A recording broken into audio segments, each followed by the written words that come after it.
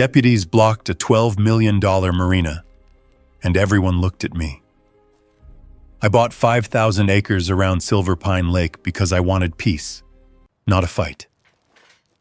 But 6 months later, sheriff's deputies were blocking a marina packed with homeowners, and an HOA president was demanding I remove barricades from a road she swore belonged to her community. The strange part? The deeds, surveys, and county records sitting in my truck said otherwise. What started as one simple question about a gravel road uncovered a secret buried for years, and by the time the truth surfaced, an entire community was forced to confront what nobody wanted to ask. If you enjoy stories where patience, paperwork, and common sense matter more than noise, stick around. And if that's your kind of story, consider subscribing. You won't want to miss what happens next. I did not expect to see sheriff's deputies shutting down a marina on the busiest weekend of the summer. I definitely did not expect to be the reason they were there. The sun had barely cleared the hills around Silver Pine Lake when the first wave of traffic started rolling toward Cedar Point Marina. Pickup trucks towing fishing boats lined the road. Golf carts buzzed between vacation homes. Families carried coolers toward the docks, while marina employees unlocked fuel pumps and storage buildings. Lake Festival weekend always brought a crowd. This year was no different, at least for the first 5 minutes. Then 2 county sheriff trucks turned onto the entrance road and stopped side by side. Everything changed. The deputies stepped out without urgency, but with purpose. One of them carried a metal barricade. Another unrolled bright orange traffic markers across the gravel road. Engines started shutting off. Conversations died mid-sentence. People climbed out of their vehicles to see what was happening. A man holding 3 fishing rods stopped walking halfway across the parking lot and simply stared. Nobody understood why the road had suddenly been closed. That included most of the homeowners standing there. But I knew exactly why. I stood 50 yards away beside an old ranch fence, leaning against a weathered cedar post. In one hand I held a cup of coffee.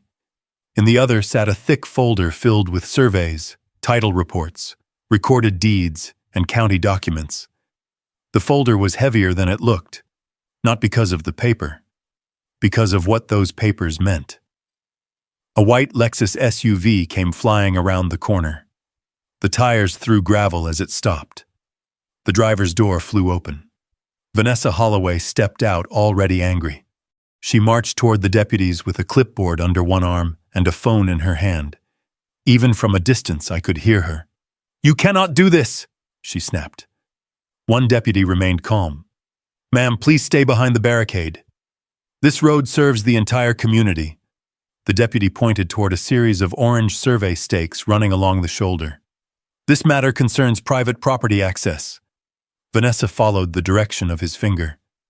Then her eyes found me. The moment she saw me standing beside the fence, her expression hardened. She started walking, fast. People stepped aside as she crossed the gravel. Residents watched. Employees watched. Even the deputies watched. She stopped a few feet away from me. "Tell them to remove those barricades," she demanded. I took a sip of coffee before answering. "Good morning, Vanessa." Her jaw tightened. "This is not a joke." "I agree. Then tell them to move." The crowd had gone quiet enough that people nearby could hear every word. Vanessa pointed toward the marina. "You are disrupting access to private property." I nodded. "I agree with that too." For half a second she looked relieved. Then I finished the sentence. "Which is exactly why nobody should be driving across mine." The silence that followed felt heavier than the folder in my hand. Several homeowners exchanged confused looks. A contractor standing near a fuel truck frowned. Someone behind Vanessa whispered, "What does he mean?" Good question. Vanessa recovered quickly. She always did. "That marina belongs to Cedar Point Estates." "The marina does," I said. "The road doesn't." The crowd became even quieter. One deputy opened a document case and removed a large survey map. He compared it to the orange stakes lining the road. Then he looked directly at Vanessa. According to recorded county documents, this roadway is located entirely on private property. Nobody gasped. Real life rarely works that way. Instead, people simply stared. First at the deputy, then at the survey stakes, then at me. Vanessa crossed her arms. This community has used that road for years. So has everyone else, I replied. That doesn't make it yours. For the first time all morning, she didn't have an immediate response. The crowd noticed. That was the dangerous part. Not the barricades, not the deputies, the hesitation. People began asking questions, quietly at first, then a little louder. Questions Vanessa clearly did not want asked. And standing there beside that old ranch fence, watching hundreds of people realize something was wrong, I knew the story was finally catching up with the truth. Because what nobody there understood yet was that this fight had never been about a marina. It was about a road buried inside 5,000 acres of ranch land, a road everybody believed belonged to the HOA, and a road that, according to every document sitting inside my folder, had never belonged to them at all. The marina wasn't closed, but the road was, and 6 months earlier, I had no idea that one forgotten road would change everything. I bought the ranch 3 years after my wife, Carol, passed away. People assume grief makes you want company. For me, it did the opposite. I wanted distance. Not from people I cared about. From noise, meetings, expectations, the constant feeling that somebody always wanted something from me. 5,000 acres along Silver Pine Lake sounded like the cure. The property stretched across timbered hills, grazing land, rocky shoreline, and old cattle trails that had been there longer than most towns.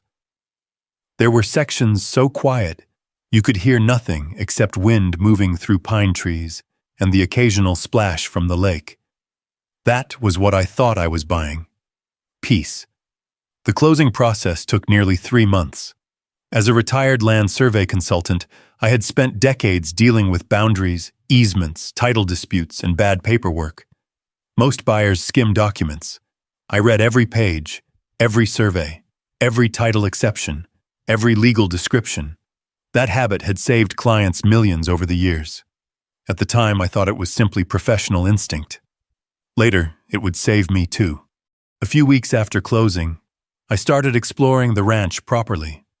Every morning I loaded coffee into my truck and spent hours driving fence lines and old ranch roads.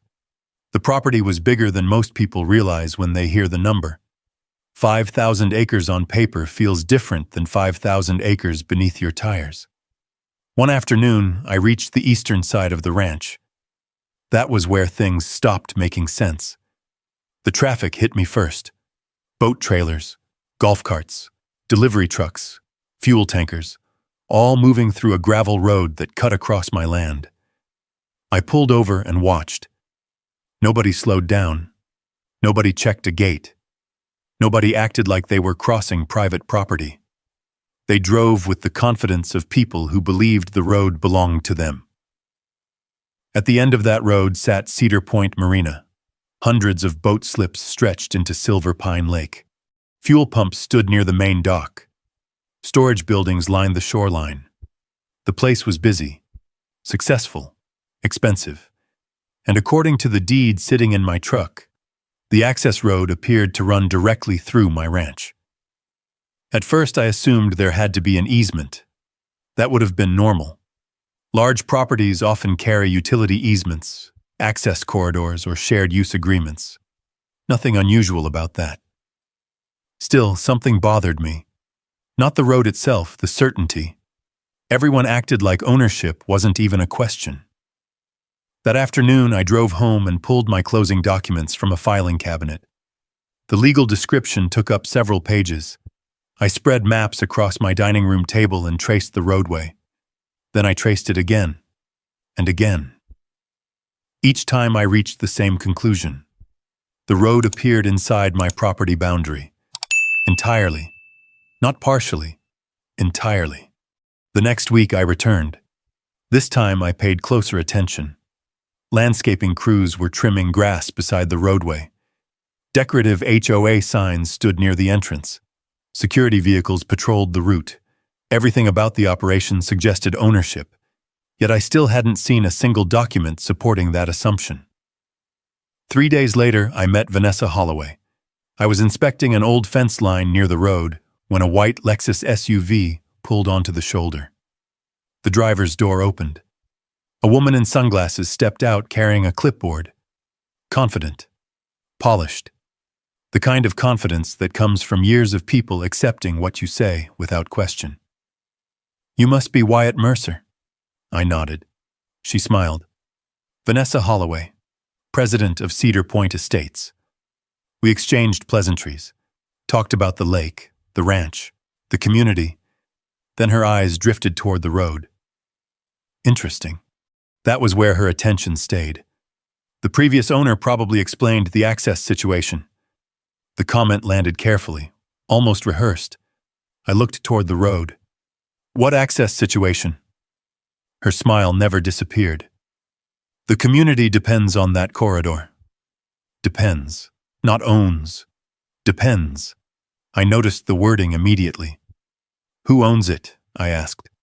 A simple question. Her answer wasn't. "The marina has operated here for years," I asked again. "Who owns the road?" Her smile tightened slightly. "The residents rely on it." Another non-answer. Years of surveying had taught me something useful. People who possess documents usually show them. People who don't usually change the subject.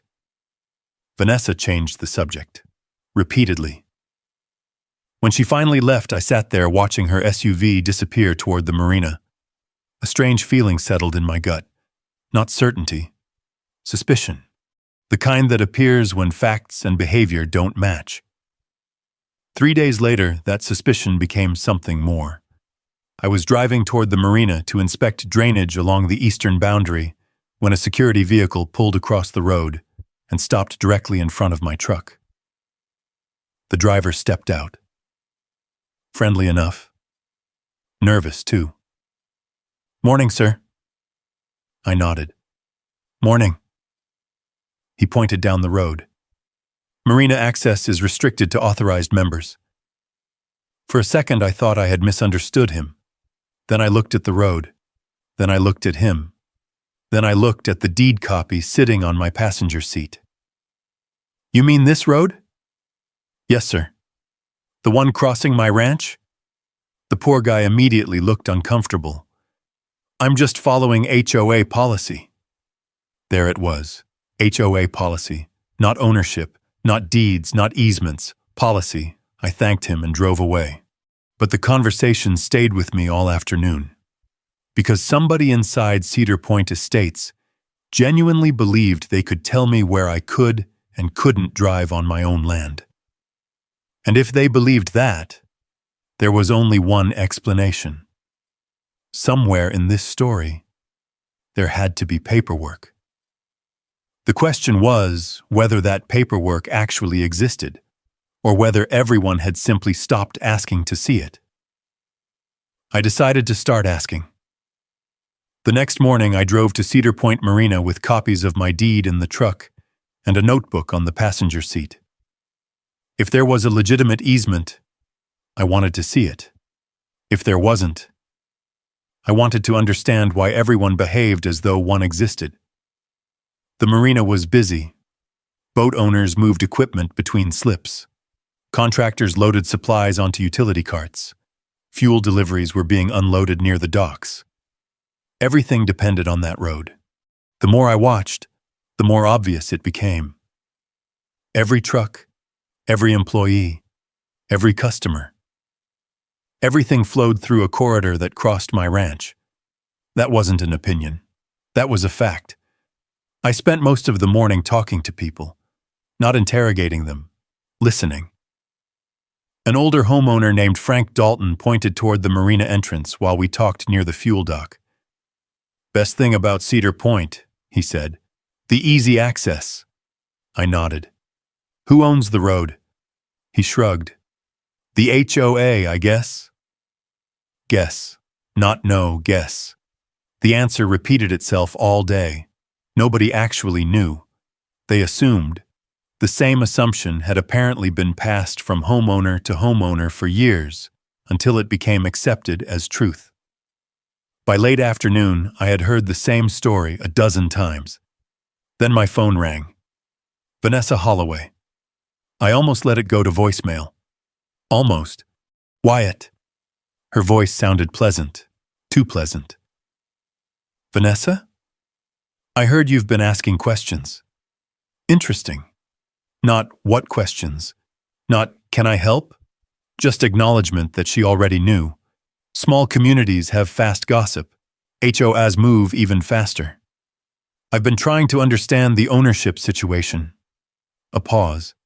Then a carefully measured response. The ownership situation has been settled for years. There should be paperwork then. Another pause. Longer this time. The community has relied on that road for decades. That's not what I asked. Her tone cooled. What exactly are you looking for? A recorded easement. Silence. 3 seconds. 4. 5. People who have documents usually mention them immediately. Vanessa didn't. Instead, she shifted directions. You need to understand how important this marina is to property values. There it was again. Property values. Community reliance. History. Everything except proof. I ended the call more suspicious than before. The following week, things escalated. The first sign appeared near the eastern boundary. Cedar Point, Marina members only. The sign stood beside the road. On my property. I checked the survey map twice before taking photographs. The sign wasn't close. It wasn't near. It was inside the boundary. Clearly. The next surprise arrived 2 days later. A landscaping crew was planting decorative shrubs along the roadway. Again. Inside my property line. I stopped my truck and walked over. The foreman was polite. Confused, too. When I asked who authorized the work, he pointed toward a clipboard. Cedar Point Estates. I photographed everything. Workers, equipment, property markers, locations. Years in surveying had taught me that documentation beats arguments every time. By the end of the week, I had a growing folder. Photos, notes, maps, dates, small things individually, important together. Then the HOA made a mistake, a useful mistake. I found it waiting in my mailbox. Certified mail. Official HOA letterhead. The letter informed me that recently installed boundary markers were creating confusion for marina traffic and negatively affecting community operations. It requested their immediate removal. Requested. Interesting word. I read the letter twice, then a third time. Not once did it reference ownership. Not once did it attach an easement. Not once did it identify legal authority. The letter simply assumed control. I called Vanessa immediately. She answered on the second ring. Wyatt. Got your letter. Good. Can you send me the easement? Silence. Not hesitation. Silence. Then she sighed. The board considers access settled. Settled. Another word that wasn't proof. Settled by whom? The community. That's not a legal document. Her voice hardened. You're creating a problem where none exists. I looked down at the letter in my hand. No, Vanessa. I paused. I think I'm discovering one.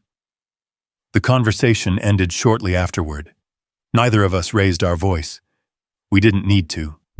The conflict had already shifted. This was no longer curiosity, no longer suspicion. Now there were signs on my land, landscaping on my property, formal letters attempting to influence what happened inside my boundaries, and still no paperwork. 3 days later, I returned to the eastern section of the ranch. The marina traffic rolled past exactly as before. Fuel trucks, boat trailers, golf carts, employees. The entire operation moving confidently across land nobody had yet proven they had a right to use. I parked beside the road and watched for nearly an hour. One realization kept growing louder in my head. If the marina truly had a legal easement, producing it would take 5 minutes. The fact that nobody would show it to me suggested something far more dangerous. Maybe the problem wasn't hidden paperwork. Maybe the problem was missing paperwork. And if that was true, the next step wasn't another conversation. It was a survey. 3 days later, Luke Barrett parked his truck beside my barn. Luke had spent nearly 30 years surveying ranches, timber properties, utility corridors, and boundary disputes across Montana. He wasn't dramatic. He wasn't political. He trusted measurements. That's why I called him. I handed him copies of my deed, title report, and the maps from closing. He spent 20 minutes reading them without saying much. Then he folded the documents and looked toward the eastern section of the ranch. Let's see what the ground says. That week, orange survey stakes started appearing along the roadway. Every few hundred feet, another marker went into the soil. GPS equipment verified coordinates. Historical surveys were cross-referenced. Boundary descriptions were compared against county records. By the third day, traffic along the Marina Road had slowed noticeably. People were watching. Golf carts stopped near survey crews. Boat owners pointed at stakes. Questions were spreading. Exactly the kind Vanessa didn't want. Then the first HOA response arrived. A bright yellow notice was taped to my front gate. It claimed the survey activity was creating confusion for residents and interfering with community operations. No legal citation, no ownership document, just complaints. I removed it, photographed it, and added it to my growing file. The next morning, 2 more appeared, one on my gate, one on a fence post nearly a mile away. That got my attention. Someone had driven onto the ranch to place them. I took pictures again. Documentation first. Always. By the end of the week, the conflict had become visible. Residents started stopping me. Some were polite, some weren't. One homeowner accused me of trying to destroy property values. Another demanded to know why I was threatening the marina. The interesting part wasn't their anger. It was their certainty. Every one of them spoke as though ownership had already been settled. Yet none of them could explain how. Nobody showed me an easement. Nobody showed me a deed. Nobody showed me anything. They simply repeated what they'd been told. One afternoon, I found Vanessa standing beside 3 freshly installed survey stakes. She crossed her arms as I walked up. This is getting ridiculous. I looked at the markers. Surveying property? You know exactly what I mean. I waited. Eventually, she pointed toward the marina. People are concerned. About measurements? About access. There should be paperwork for that. Her jaw tightened. For a moment, I thought she might finally produce something. Instead, she changed direction. Again. The community has used this road for years. I almost smiled. Years. Community, tradition. The same words every time. Never documentation. Never records. Never proof. Luke arrived before I could answer. He climbed out of his truck, carrying a rolled survey map. Vanessa immediately turned toward him. Are you the surveyor? I am. Then maybe you can explain why you're causing all this disruption. Luke looked at her for several seconds. Then he asked a simple question. Do you have a recorded easement? The silence that followed was immediate. Vanessa looked at him, then at me, then back at him. No. Not exactly the answer she intended, but it was the first honest answer I'd heard. Luke nodded. Then my job is straightforward. Vanessa left shortly afterward, furious. The following Monday, Luke called me. His voice sounded different, not excited, concerned. "Come take a look." I drove to his office that afternoon. A large survey map covered the conference table. The Marina road cut through the center like a scar. Luke traced it with his finger. "Entire corridor falls inside your parcel." I already suspected that. "What about access rights?" He leaned back. "I've searched every record attached to the property." Then he paused, long enough to make me uneasy. "I can't find a permanent easement." I stared at him. "Nothing?" "Nothing." The room felt quieter, not because the information surprised me, because of what it meant. A marina worth millions of dollars, hundreds of residents, years of operation, and no recorded permanent access. I asked him to walk me through it. Luke opened a second folder. Historical plats, boundary records, archived filings. Everything pointed in the same direction. The road existed, the marina existed, the access existed, the paperwork didn't, at least not where it should. By evening I had copies of everything. Survey maps, boundary reports, research summaries. The folder on my passenger seat had doubled in size. Driving home, one realization kept returning. If Luke was right, this wasn't a road problem. It was a legal problem. A very expensive one. And someone inside Cedar Point Estates had to know it. Because there was no way an operation that large could depend on a road for that many years without somebody asking questions. The question now wasn't whether the easement existed. Luke had already answered that. The question was far worse. If the easement never existed, who knew? That question followed me for the next several weeks, not because I lacked evidence, because I suddenly understood the size of the problem. The marina wasn't a small neighborhood amenity. It was the economic centerpiece of Cedar Point Estates. Every property brochure featured it. Every real estate listing mentioned it. Every homeowner talked about it. The marina sold the dream, and that dream depended entirely on a road crossing my ranch. Once Luke finished his survey, I expected the HOA to become cautious. Instead, Vanessa became aggressive. The first sign appeared near the eastern fence line, a large decorative marker installed beside the road. Cedar Point, Marina Access Property of Cedar Point Estates. I stopped my truck and stared at it. The sign stood nearly 20 feet inside my property boundary. Not close, not questionable. Inside. I photographed it from every angle. Then I checked the survey stakes. The measurements hadn't changed. The sign was on my land. 3 days later, another appeared. Then another. Each one bigger than the last. It felt less like confusion and more like a declaration. Vanessa wasn't proving ownership. She was performing ownership. The distinction mattered. A week later, I found landscaping crews planting shrubs around one of the signs. Again on my property. Again without permission. When I approached the foreman, he immediately looked uncomfortable. "Cedar Point authorized it." I nodded. "Did Cedar Point show you a property map?" "No, sir." That answer was becoming familiar. Nobody had seen documents. Everybody had seen instructions. The conflict spread through the community faster than I expected. People began recognizing my truck. Some waved. Others didn't. One afternoon, a homeowner stopped me near the marina store. His face was red before he even started talking. "You trying to shut this place down?" "No." "Then why are you causing trouble?" I pointed toward the road. "I'm trying to figure out who owns it."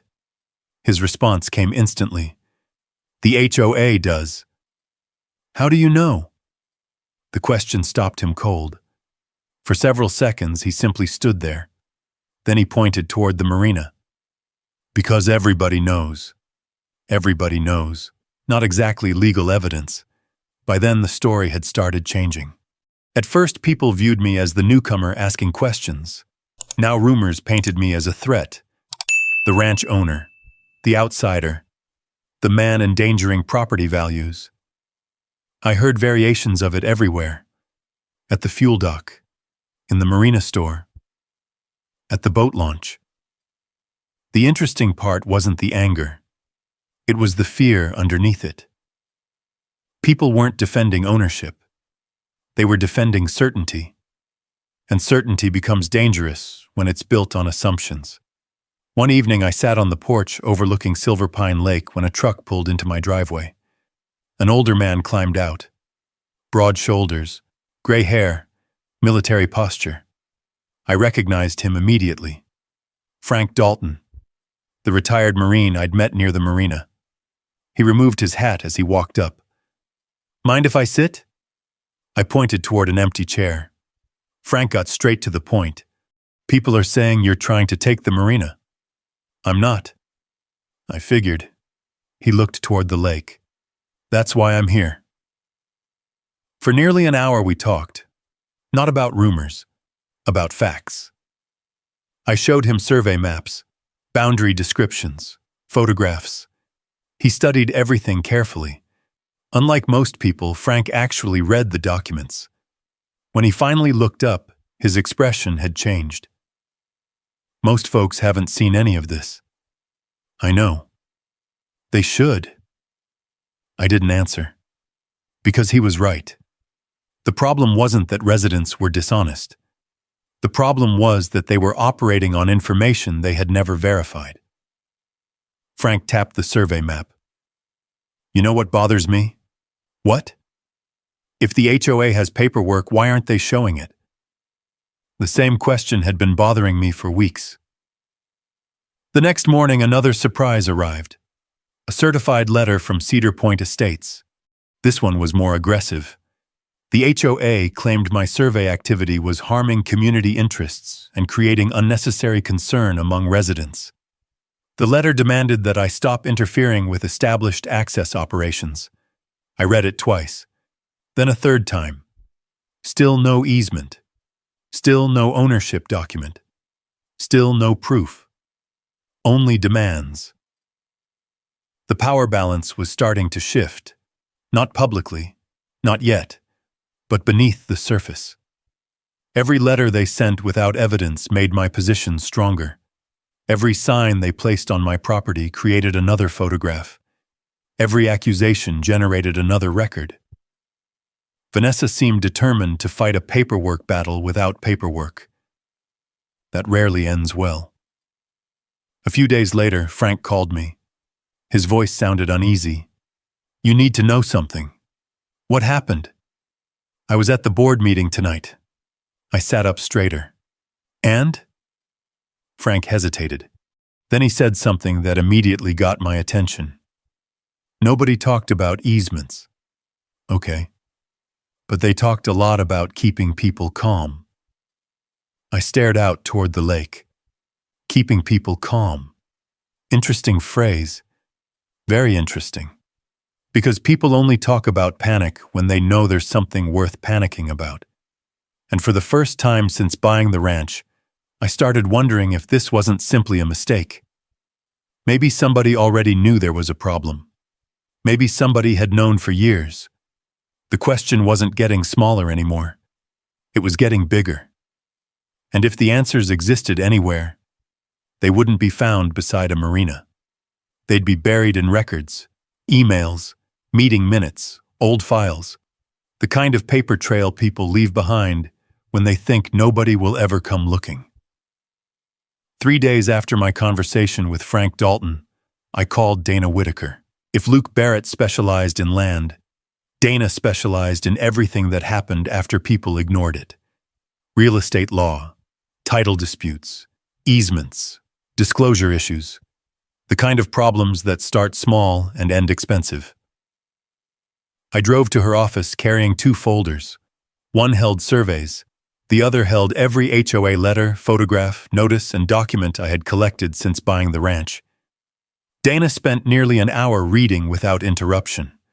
When she finally looked up, She tapped the stack of HOA letters. They're making a lot of claims, I noticed. Interesting thing is what they're not doing. I already knew the answer. Providing proof. She nodded. Exactly. By the end of the meeting, Dana agreed to start pulling records. Not just county filings. Everything. Historical development records, planning applications, archived permits, HOA filings, property transfers. The entire history of Cedar Point Estates. If somebody knew there was a problem, the evidence would likely be buried somewhere in that history. The first discoveries arrived quickly. The marina had not been built all at once. Construction happened in phases over nearly 15 years. Additional docks, storage buildings, fuel facilities, expanded parking. Every project generated paperwork. Lots of paperwork. Dana started assembling timelines, dates, approvals, ownership records, survey references. For the first week, everything looked ordinary. Then the gaps started appearing. One afternoon, Dana called.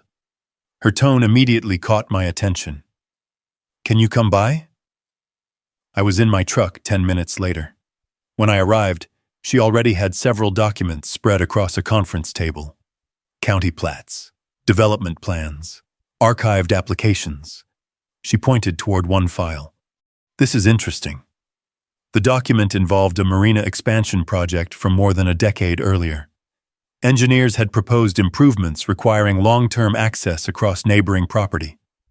There was a survey attached, a legal description attached, even a proposed easement draft attached. I started reading. Then I reached the final page. Nothing. No recorded agreement. No approval. No completed filing. The file simply ended. I looked at Dana. Where's the easement?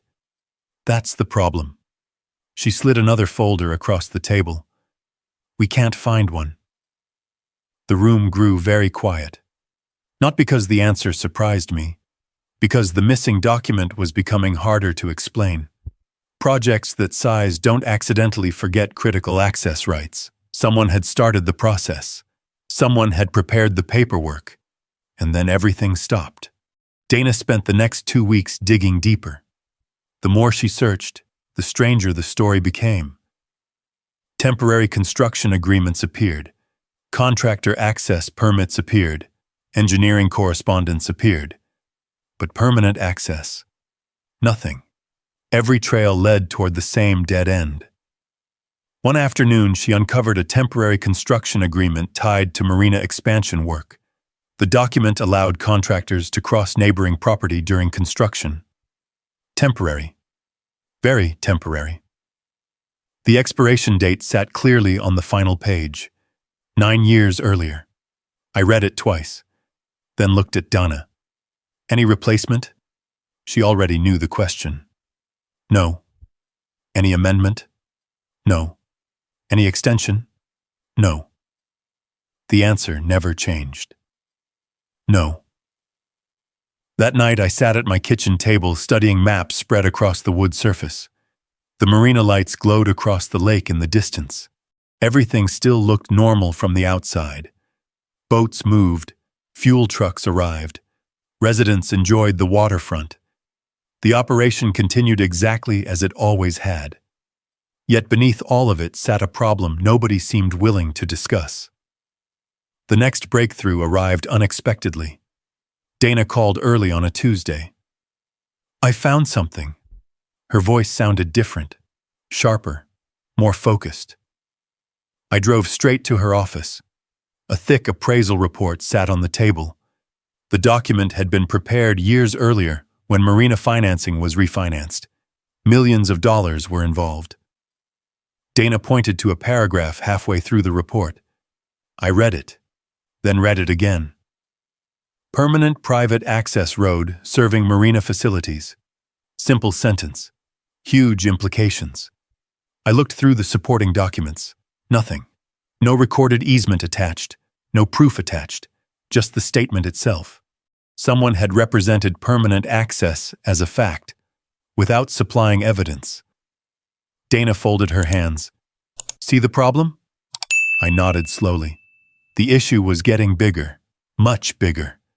This was no longer a disagreement between a ranch owner and an HOA. Banks had relied on these documents. Investors may have relied on them. Homeowners certainly had. The entire Marina operation appeared built upon an assumption everyone had accepted without verification. For the first time, Dana stopped talking about access rights. Instead, she used a different phrase, a phrase I hadn't heard before. This may become a disclosure issue.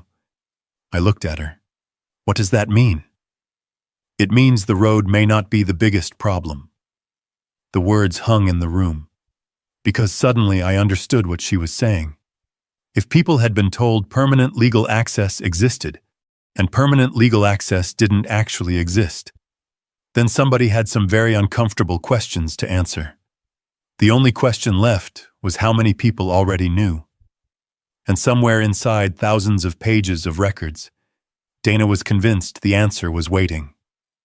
She found it 17 days later. I remember because I was repairing a section of fence along the northern pasture when my phone rang. "Where are you?" Dana asked. "On the ranch.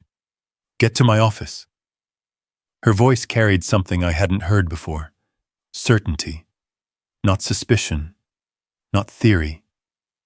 Certainty. I arrived less than an hour later. Dana already had a file open on the conference table. Several printed emails lay beside it. Nothing looked dramatic. No red stamps. No smoking gun headline. Just ordinary correspondence. The kind people send when they think nobody outside the conversation will ever read it. Dana slid the first page toward me. "Start here." The email was dated nearly 8 years before I bought the ranch. It came from Cedar Point's former treasurer. The subject line seemed harmless. Access Review. I began reading. Halfway through the message, I stopped. Then I read the paragraph again. The treasurer had raised concerns about Marina access documentation. Specifically, he warned that the permanent easement process appeared incomplete. The wording was cautious, professional, but the meaning was unmistakable. Someone had identified the problem years earlier. I looked up. Donna simply nodded. "Keep reading." The next email came from another board member. Questions, concerns, requests for clarification, more discussion about missing documentation, more references to access rights that could not be verified. The issue wasn't hidden. The issue had been discussed, repeatedly.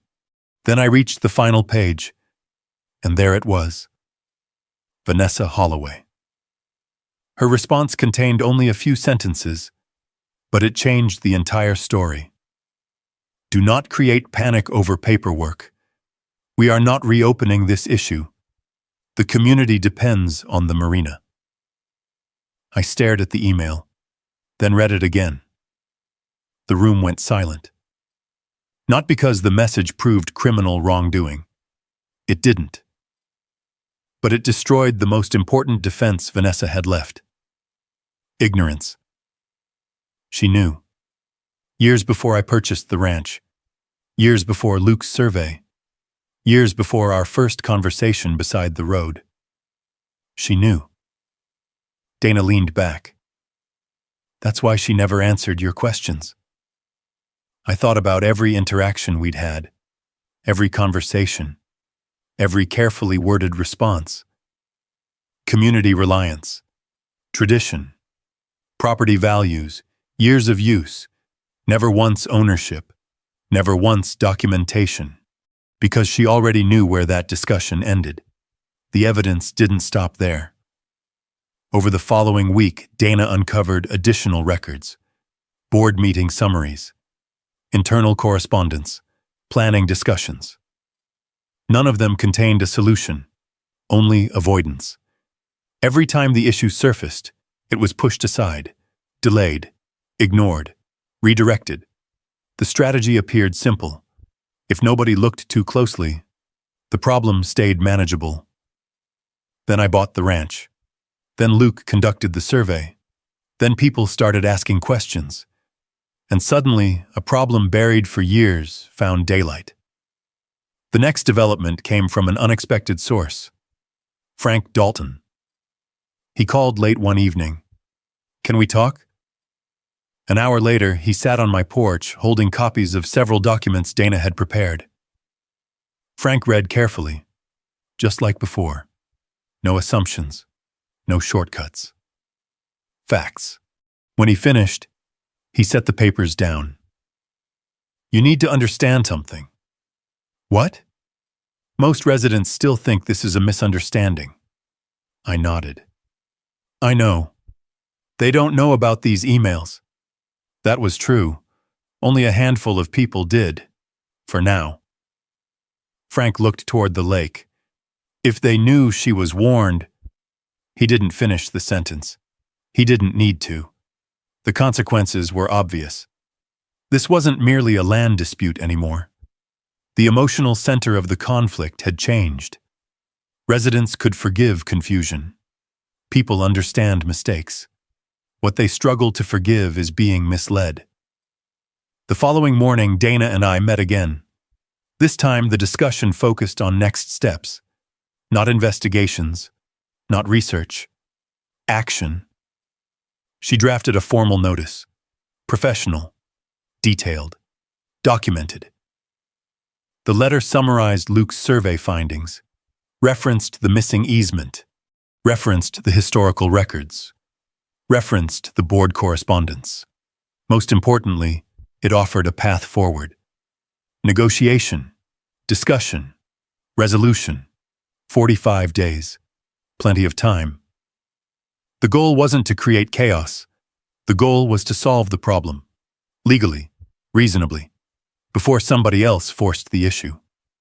Dana sent the notice by certified mail. We confirmed delivery 3 days later. Vanessa signed for it personally. Then we waited. 1 week passed. Nothing. 2 weeks. Nothing. 3 weeks. Still nothing. No easement. No explanation. No negotiation request. No proposed solution. Only silence. The silence told its own story. Because people confident in their documents usually produce them. People without documents often hope time will solve the problem for them. But time wasn't helping anyone anymore, especially not Vanessa. Lake Festival weekend was approaching. The busiest event of the year.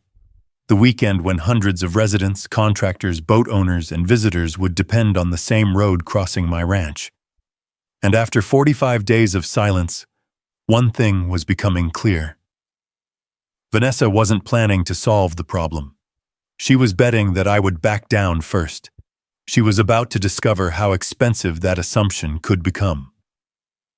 The 45 days began the moment Vanessa signed for Dana's certified notice. We knew because the delivery receipt came back with her signature on it. She had the survey. She had the title research. She had the historical records. She had the emails. Most importantly, she had an opportunity. Dana's letter didn't threaten anyone. It offered solutions. Negotiate access. Purchase an easement. Create a lawful agreement. Start fixing the problem before it became public. Reasonable options. Every one of them. The first week passed without a response. The second week wasn't much different. The marina continued operating normally. Fuel trucks arrived. Boat trailers crossed the ranch road. Contractors moved equipment through the corridor. Nothing changed, at least on the surface. Underneath, people were paying attention. Frank Dalton called regularly, not because he wanted gossip, because residents were starting to ask questions. Real questions. The kind that become difficult to ignore. One evening, he attended another HOA meeting. The next morning, he called me. They spent 2 hours discussing landscaping. And? Not 1 minute discussing the road. I wasn't surprised. Avoidance had become their strategy. The problem was that avoidance works best when nobody knows there's a problem. That wasn't true anymore. A week later, another resident reached out. Melissa Reed. I recognized the name immediately. She and her husband had purchased one of the larger lakefront homes 2 years earlier. We met at a small coffee shop outside town. Melissa arrived carrying a binder. Inside were promotional materials from when they bought their property. Brochures, advertisements, community maps, sales literature. She opened one page and slid it across the table.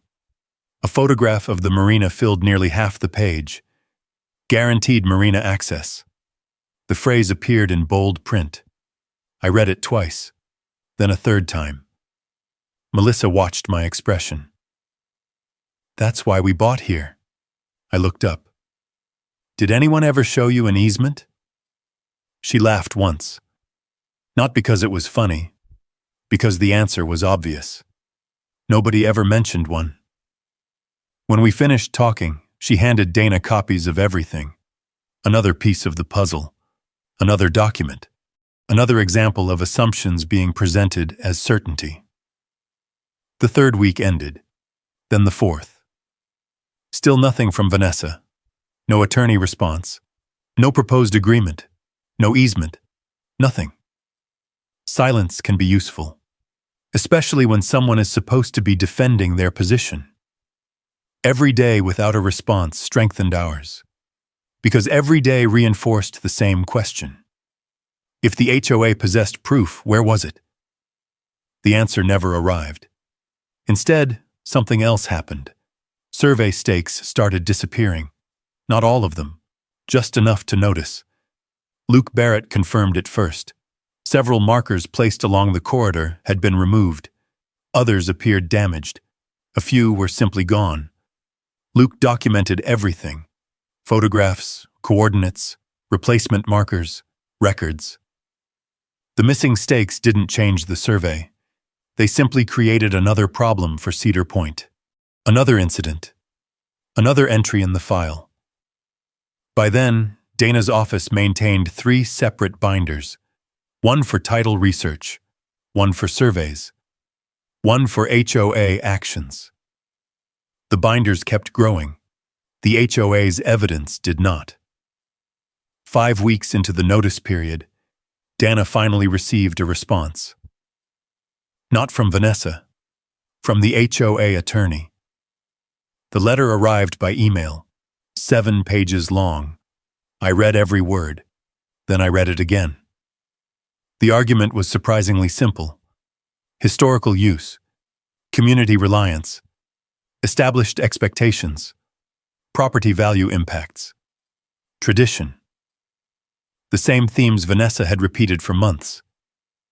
The problem wasn't what the letter said. The problem was what it didn't say. No easement. No recorded access agreement. No ownership document. Nothing. Dana looked across her desk after we finished reviewing it. Notice what's missing? I nodded. The only thing that matters. Exactly. The letter was a defense of assumptions, not evidence, not records. Assumptions. The following morning, Dana drafted a response. Professional, short, direct. Please provide documentation supporting any claimed access rights. That was it. A simple request. One that should have been easy to answer. It never was. The final days of the 45-day period disappeared quickly. Summer crowds increased. The marina became busier. Lake Festival banners appeared throughout Cedar Point estates.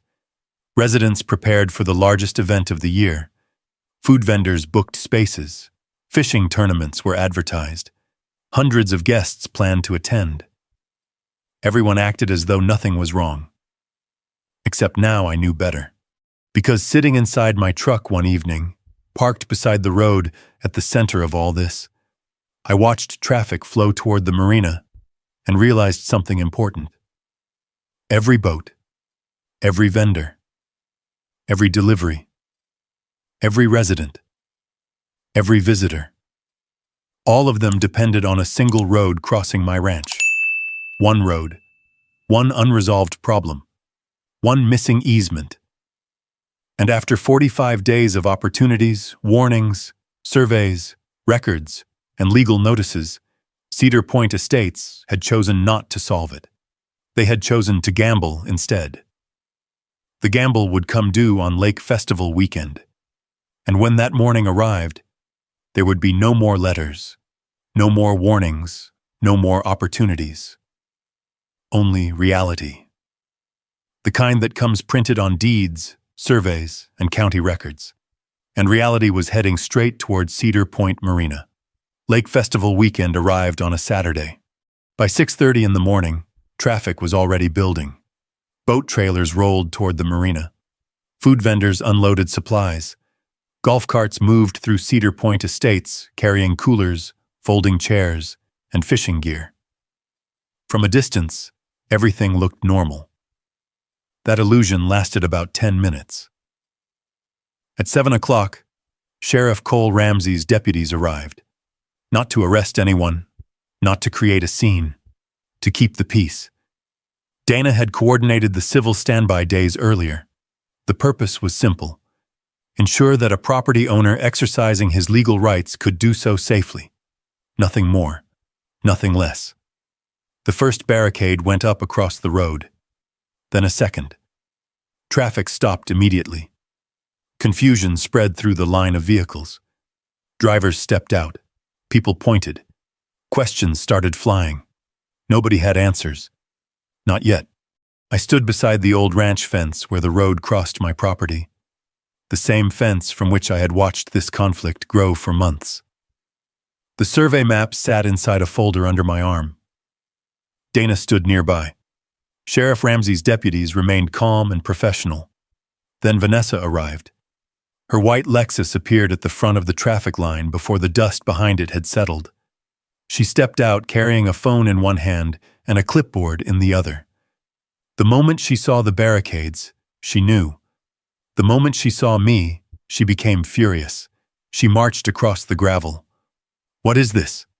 one deputy answered. "Temporary access restriction pending property rights enforcement." Vanessa pointed directly at me.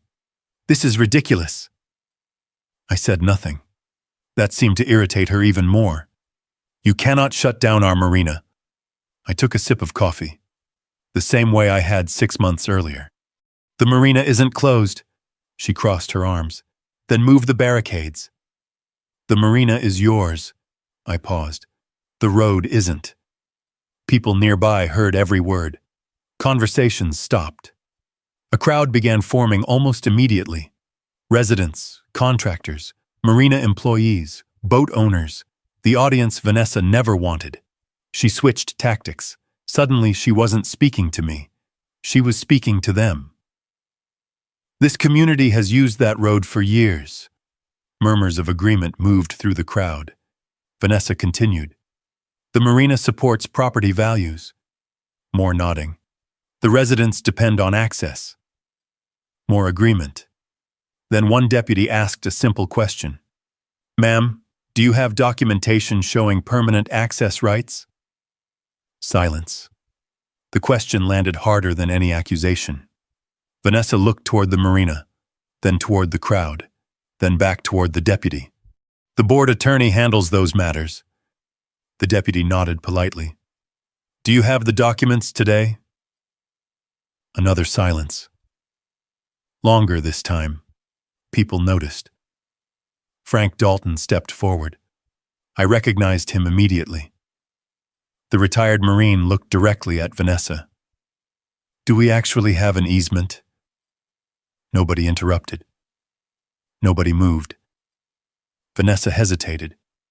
Then she gave the same answer she always gave. "We've always had access." Frank nodded slowly. "That's not what I asked." The crowd grew quieter. Then Melissa Reed spoke up from behind him. I hadn't even realized she was there. "When we bought our house, we were told marina access was guaranteed." Several homeowners immediately agreed. Others began asking questions. Different voices, same concern. Where's the paperwork? Has anyone seen it? Did we ever have it? The momentum shifted, not dramatically, gradually, like a boat turning in deep water. For months, the conflict had been framed as Wyatt versus the HOA. Now it was becoming residents versus unanswered questions. Dana opened a box she had brought from her truck. Inside were copies of the survey, copies of title research, copies of county records. People started reading.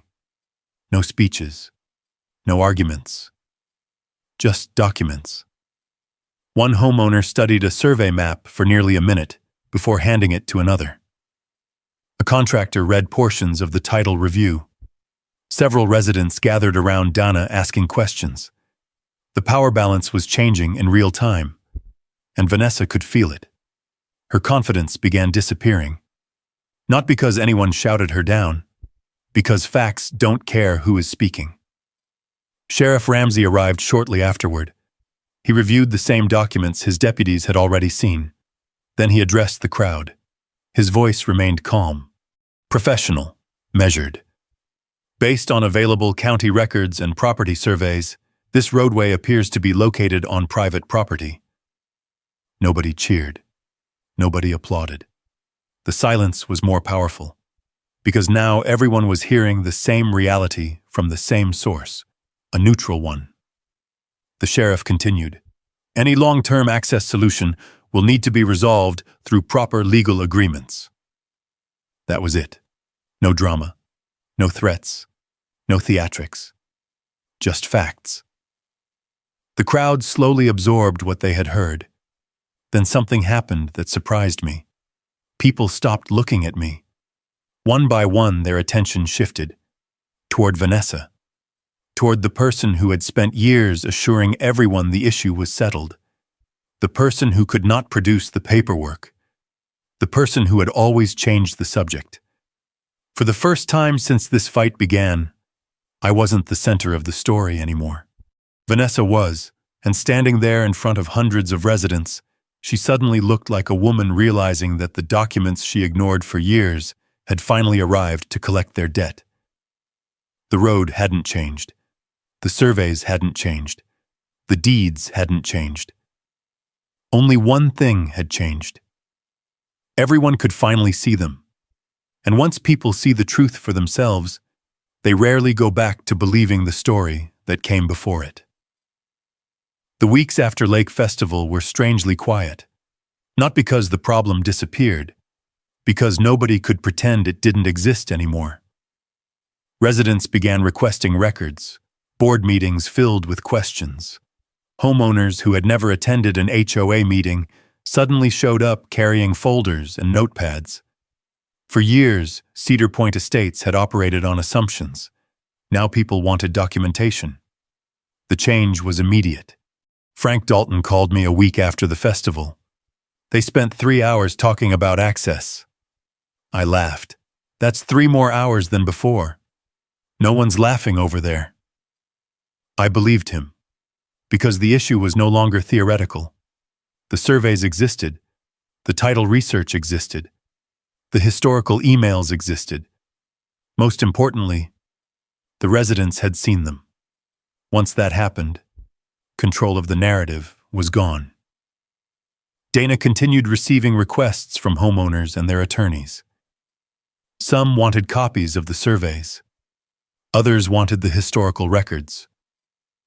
Several wanted the board correspondence.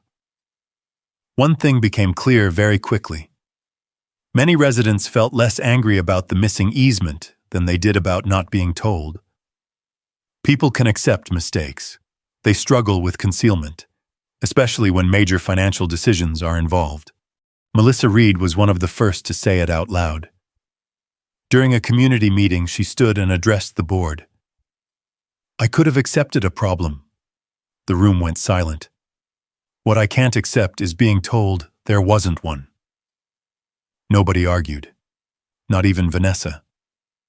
Because by then, the documents were speaking louder than anyone else. Within a month, Cedar Point hired outside legal counsel. then engineers, then consultants. Alternative access routes were studied. Several proposals were considered. Most were expensive. One was extremely expensive. Unfortunately for the HOA, reality doesn't offer discounts for procrastination. The new route required grading, drainage work, utility relocation, and construction across land already controlled by Cedar Point Estates. The cost estimates climbed into the millions. Years earlier, securing a proper easement would have been relatively simple. Now they were paying for years of avoidance. One board meeting changed everything. Vanessa Holloway submitted her resignation. There was no dramatic speech, no confrontation, no public defense, just a written statement and a vacant chair at the next meeting. For someone who had spent years controlling every conversation, the silence felt significant. The new board took a different approach immediately. Facts first, solutions second, excuses nowhere. For the first time since I bought the ranch, discussions became productive. Dana negotiated a temporary written agreement, allowing limited emergency access under strict conditions while construction moved forward. Everything was documented. Every responsibility was defined. Every term was clear. Exactly how it should have been from the beginning. Months passed. Construction crews eventually finished the new access road. The first day it opened, traffic shifted almost immediately. Boat trailers stopped crossing my ranch. Fuel trucks stopped crossing my ranch. Golf carts stopped crossing my ranch. The flow that had existed for years simply moved elsewhere, legally, properly, permanently. One evening shortly after the transition, I drove to the eastern section of the property. The old Marina road stretched ahead of me. For the first time since I had purchased the ranch, it was empty. No engines, no trailers, no landscaping crews, no HOA signs. Just a road. A simple road crossing land it had always crossed. The difference was that now everyone understood who owned it. I parked beside one of Luke Barrett's original survey markers, the same marker that had triggered so much anger months earlier. Funny thing about survey stakes, they don't care about opinions. They don't care about politics. They simply mark reality. I stood there for a long time looking toward Silver Pine Lake. The marina still operated. Residents still enjoyed the water. Life had moved forward, which was exactly what I had wanted from the beginning. I never wanted to shut down the marina. I never wanted a fight. I wanted the truth. And eventually, the truth had done what it always does. It caught up. Before leaving, I installed a small sign beside the entrance. Nothing flashy, nothing hostile, just a simple message. Private road, written permission required. Then I climbed back into my truck. As I drove away, I thought about everything that had happened. The surveys, the missing easement, the letters, the meetings, the emails, the assumptions. In the end, the lesson wasn't really about an HOA. It wasn't about a marina. And it certainly wasn't about winning. It was about something much simpler. Ownership is not determined by who uses something the longest. It is not determined by who speaks the loudest. It is not determined by how many people repeat the same story. Ownership is determined by deeds, by surveys, by records, by facts that can be verified. And if this experience taught me anything, it is that paperwork has a remarkable ability to make very confident people suddenly become very quiet. The road was finally quiet too, and after everything that happened, that was all I ever wanted. If there's one lesson I took away from this experience, it's that assumption can last for years, but sooner or later, reality asks for a roof. Nobody in this story woke up one morning expecting a problem. Most people simply trusted what they had been taught. But trust works best when it's supported by facts. That's what this matters. Survey matters, precautionary, not because they're exciting, but because they protect good people from finding themselves in difficult situations later. And maybe that's a bigger takeaway. Staining your brow doesn't only mean raising your voice. Sometimes it means staying patient, doing your homework, and letting the truth speak for itself. In the end, what mattered most wasn't who was right in an argument. It was making sure everyone was working from the same set of facts so a real solution could be found. I'd love to hear your thoughts. If you ever deal with an HOA, a property dispute, or a situation where paperwork told a different story than people did, drop a yes in these comments. And if you ever learned the hard way that it's worth checking the documents before taking someone's word for it, let us know where you're watching from. And if you enjoy stories about ordinary people standing firm with patience, common sense, and a little determination, consider subscribing. There are plenty more HOA, ranch, and land price story ahead, and I'd be glad to have you along for the ride.